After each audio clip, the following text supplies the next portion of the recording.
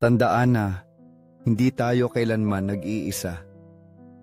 Na si Jesus, ang mabuting pastol, ay palaging nasa ating tabi. Naghihintay na lumapit tayo sa Kanya ng may bukas na puso, handang tanggapin ang Kanyang pag-ibig at awa. Inaanyayahan kitang buksan ang banal na aklat na iyon at bago magsimulang magbasa, palaging humingi sa Espiritu Santo na liwanagan ang iyong pangunawa. Naway patnubayan ka niya upang maunawaan ang mga salita ng buhay na inihanda ng Diyos para sa iyo. Magbasa ng may pananampalataya at pagtitiwala. Batid na ang iyong matatagpuan ay hindi lamang payo ng tao, kundi ang mismong salita ng Diyos, puno ng karunungan at katotohanan. Kung minsan ay hindi mo alam kung saan magsisimula, iminumungkahi kong basahin mo ang Ebanghelyo ni San Juan, Kabanata 14, talata A. Sa talatang iyon, sinasabi sa atin ni Jesus ng malinaw at may pagmamahal, "Ako ang daan, ang katotohanan at ang buhay." Walang duda, ang daang dapat nating sundan ay si Jesus. Siya ang katotohanan na gumagabay sa atin, at sa Kanya natin matatagpuan ang buhay na walang hanggan. Kung susundanan natin ang Kanyang mga yapak, hindi tayo maliligaw, sapagkat Siya lamang ang ligtas na daan, ang tanging daan na nagdadala sa atin sa kaligtasan. Inaanyayahan tayo ni Jesus na mamuhay tulad ng Kanyang pamumuhay, sa pag-ibig, sa paglilingkod, sa pagpapakumbaba, sa pagpapatawad. Bagamat ang daang ito ay hindi laging madali, ito lamang ang nagdadala sa atin sa tunay na kapayapaan at kaligayahan. Ang mamuhay tulad ng pagtawag sa atin ni Jesus ay hamunin ang mga kaginhawaan ng ego at ibigay ang ating sarili sa iba nang may pagkabukas palad at walang reserbasyon. Ang bawat araw ay nagbibigay sa atin ng pagkakataong sundan ng Kanyang halimbawa. Yakapin ang ating kapwa ng may walang kondisyong pag-ibig, magpatawad ng buong puso, maging makatarungan at mahabagin. Ito ay isang panawagan na ipakita ang pag-ibig ng Diyos sa bawat sulok ng mundong ito. Magsikap ka, mahal na kapatid, na lumapit pa sa Kanya sa bawat araw. Naway sa bawat panalangin, sa bawat pag-iisip, sa bawat gawa, ang iyong buhay ay maging isang masiglang patotoo ng Kanyang napakalawak na pag-ibig. Gawin mong ang iyong buhay ay isang patuloy na gawa ng pagbibigay sa Diyos. Palaging hinahanap ang Kanyang presensya sa mga pang-araw-araw na sandali. Ginagawang pambihira ang ordinaryo sa pamamagitan ng kapangyarihan ng Kanyang biyaya. At kung minsan ay masumpungan mo ang iyong sarili sa kadiliman, kung minsan ay madama mo na ang daan ay puno ng pagdududa, alalahanin ang mga salita ni Jesus. Ako ang daan, ang katotohanan at ang buhay. Huwag kang matakot sapagkat nalakbay na niya ang daang iyon para sa iyo. Siya ay nauuna sa iyo, ginagabayan ka ng Kanyang walang hanggang liwanag. Sinusuportahan ka kapag ikaw ay nadapa at tinitiyak sa iyo na hindi ka niya kailanman iiwan mag-isa. Si Jesus ay hindi malayo. Siya ay naghihintay sa iyo nang nakabukas ang mga bisig. Handang yakapin ka sa iyong mga sandali ng kagalakan at sa iyong mga sandali ng pangamba. Siya ay hindi lamang nasa mga simbahan o sa mga altar. Siya ay nasa bawat bulong ng iyong puso, sa bawat luhang pumapatak, sa bawat hiningang iyong hinihinga. Buksan mo ang iyong puso sa Kanya. Lumapit ka kay Jesus na sakramentado. Siya ay naghihintay sa katahimikan para sa iyo.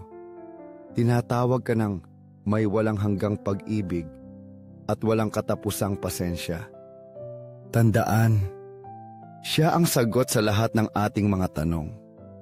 Ang solusyon sa lahat ng ating mga problema, ang ilaw na nagliliwanag sa ating kadiliman, at ang kapayapaan na nagpapatahimik sa ating mga bagyo. Lumapit ka sa Kanya, buksan mo ang iyong Biblia at hayaan mong punuin ng Kanyang mga salita ang iyong kaluluwa ng kalakasan at kaaliwan na labis mong kailangan sa magulong mundong ito. Sa Kanyang salita ay makikita mo ang karunungan na nagbibigay ng kapayapaan, ang kaaliwan na nagpapagaling, at ang lakas na nagpapabago. Ngayon sinasabi sa iyo ni Jesus ng buong pagmamahal, "Ako ang daan, ang katotohanan, at ang buhay." Kung susundan mo siya, hindi ka kailanman maliligaw. Sa Kanya matatagpuan mo ang lahat ng kailangan mo. Kapayapaan, pag-ibig, kalakasan, at pag-asa. Inaanyayahan tayo ni Papa Francisco, ating mga obispo, pari at diakono, na sundan ang Kanyang halimbawa na mamuhay tulad ng pamumuhay ni Jesus. At lalo na sa Sagrado Corazon ni Jesus, na inilaan sa iyong buhay, ibinibigay namin ang aming puso upang sa Kanya mamuhay kami ng may kagalakan, pag-ibig at katapatan. Sundin si Jesus at hindi ka kailanman mag-iisa. Siya ay palaging kasama mo, ngayon at magpakailanman. Sa langit at sa lupa ay purihin magpakailanman. Kabanal-banalang sakramento ng altar. Sa iyo ako naniniwala. Sa iyo ako sumasamba. Sa iyo ako umaasa. At sa iyo ako nagmamahal, Panginoon ko at Diyos ko. At hinihingi ko ang kapatawaran mo para sa mga hindi naniniwala sa iyo, hindi sumasamba sa iyo, hindi umaasa sa iyong awa, at hindi nagmamahal sa iyo. Naway ang iyong kaluwalhatian ay bumuhos sa langit at sa lupa, at purihin magpakailanman ang mapagmahal na puso ni Jesus na sakramentado. Naway ang iyong pag-ibig ay bumuhos sa buong mundo. Naway sa langit at sa lupa ay purihin, kamagpakailanman, ang mapagmahal na puso ni Jesus na sakramentado. Naway sa lahat ng dako ay dakilain ang iyong pangalan, sa bawat sulok ng ating buhay, at naway ang mapagmahal na puso ni Jesus na sakramentado ay sambahin ng may debosyon at pagmamahal. Inaanyayahan kitang mag-like sa video, mag-iwan ng komento, isang pasasalamat o isang espesyal na intensyon upang mas maraming puso ang mahipo ng 5 minutong panalangin na ito kasama si Jesus na sakramentado. Sa gayon, tayong lahat ay nagkakaisa sa panalangin, nagdadala ng kaaliwan at pag-asa sa mga kaluluwang nangangailangan. Huwag kalimutang mag-subscribe sa channel. Ibahagi ang mensaheng ito ng pag-ibig at pag-asa at i-activate ang bell para hindi mo makaligtaan ang anumang sandali ng biyaya. Naway ang kapayapaan ni Kristo ay laging sumainyo. 5 minuto kasama si Jesus sa sakramento. Sa ngalan ng Ama, ng Anak at ng Espiritu Santo. Amen. O Jesus na nasa sakramento, bihag ng pag-ibig, na tahimik na nananahan sa maraming tabernakulo sa buong mundo. Lumalapit ako sa iyo upang sambahin at ibigin ka. Batid ko na, maraming ulit, matiyaga kang naghintay sa katahimikan. Kinalimutan ng mga tao, ngunit ang iyong pag-ibig ay nananatiling napakalawak. Laging inaanyayahan kaming magbalik sa iyo. Sa sandaling ito, lumuluhod ako sa iyong harapan at hinihiling ko na lingapin mo ng may awa ang aking munting kaluluwa. O Jesus na nasa sakramento, punuin mo ang aking puso ng malalim na pananampalataya. Ipagkaloob mo sa akin ang matibay na pananampalataya, upang kahit na ang buhay ay magdulot ng maraming pagsubok, hindi ko kailanman pagdududahan ang iyong pag-ibig at palaging tatahak sa landas na patungo sa iyo. Panginoon ng awa, panibaguhin mo ang aking puso upang matuto akong magmahal at magmalasakit tulad ng pagmamahal mo sa akin. Panginoon ng katotohanan, gabayan mo ako sa bawat hakbang upang ang aking mga isipan at gawa ay palaging tungo sa katotohanan at sa buhay. Jesus Eucharistia, na tunay na naroroon sa kabanal-banalang sakramento, naniniwala ako na ikaw ang bukal ng walang hanggang kaaliwan, ang tunay na kapayapaan na inaasam ng aking kaluluwa. Nais kong makapiling ka, hindi lamang sa sandaling ito, kundi sa bawat sandali ng aking buhay. Hinihiling ko sa iyo, Panginoon, na pag-alabin mo sa akin ang masidhing pagnanais na mapalapit sa iyo at ibigin ka ng higit araw-araw.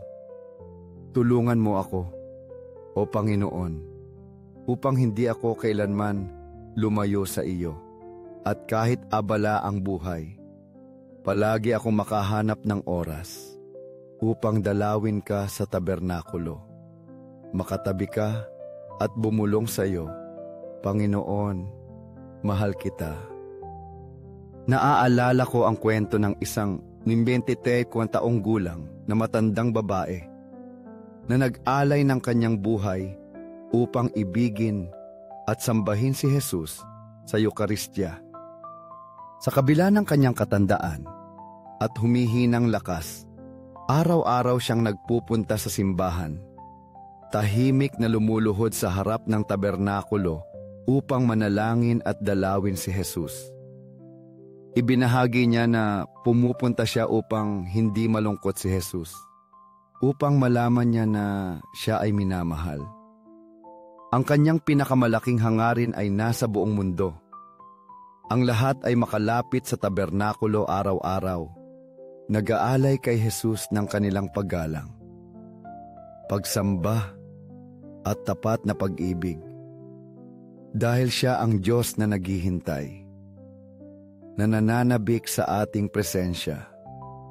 Para sa Kanya, ang bawat pagdalaw sa tabernakulo ay isang sagradong sandali, isang pagkakataon upang ipakita ang Kanyang walang sawang pag-ibig.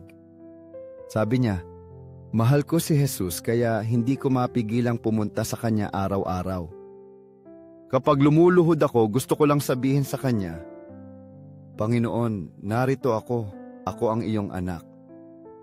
Sa iyong mapagmahal na presensya, nakadarama-adarama ako ng kaaliwan, proteksyon, at tila nawawala ang lahat ng alalahanin. Sa pakikinig sa mga nakaaantig na salitang ito, sinasabi ko sa aking sarili na gusto ko ring mangako na gusto kong maging katulad niya, na nagnanais na mapalapit kay Jesus araw-araw. Panginoon, ngayon nagpapasya akong makilahok sa banal na misa ng may tapat na debosyon, at pagkatapos nito, maglalaan ako ng oras upang dalawin ka sa tabernakulo. Gusto kong makapiling ka upang humingi ng iyong biyaya, upang ang aking kaluluwa ay palaging mabuhay sa iyong presensya, upang matuto akong ibigin ka at igalang ka sa bawat sandali.